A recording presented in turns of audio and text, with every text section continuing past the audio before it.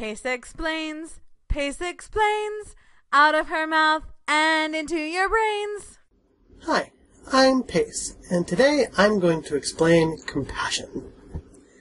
So, when you see someone suffering, what's your initial response?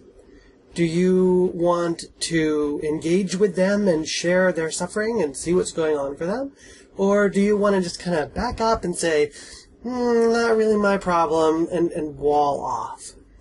Well, if your instinct is to wall off, then you are in good company, because that's a lot of people's first reaction. And the reason why is because most of our hearts are like buckets.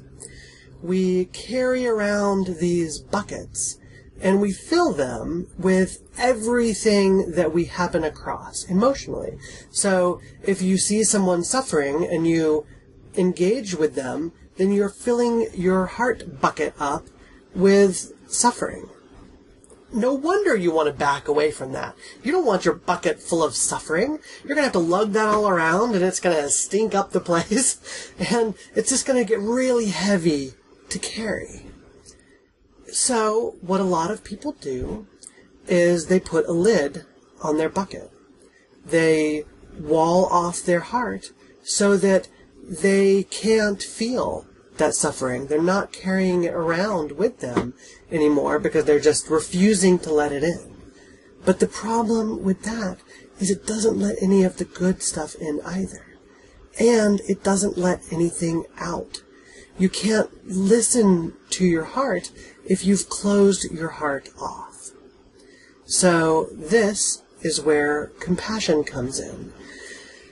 Now, I'm not talking about half-hearted compassion. If you see someone who fell down and skinned their knee, and they're a stranger, you don't know them, you might say, oh, well, I guess I gotta go help them. And then you go over and, fill your bucket up with pain. That's not the kind of compassion I'm talking about. I'm talking about wholehearted compassion. If you go up to someone who's suffering, physically, emotionally, or spiritually, and you fully open up to them, then your heart becomes a tube, not a bucket. And their suffering passes through you, but it doesn't collect, it doesn't stagnate. It passes through you, and it's purified in doing so. It's like a magical kind of tube with a water filter attached to it. Through this spiritual alchemy, the suffering of others are transformed and purified by your compassion.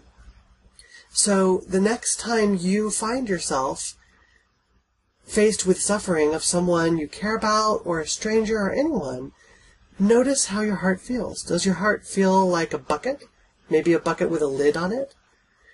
What would it feel like instead if you leaned in to that suffering and embraced it and let it flow through you without trying to cling to it? Just let it pass through you and let it be purified. That is compassion. This has been Pace Explains Compassion. What would you like me to explain next time?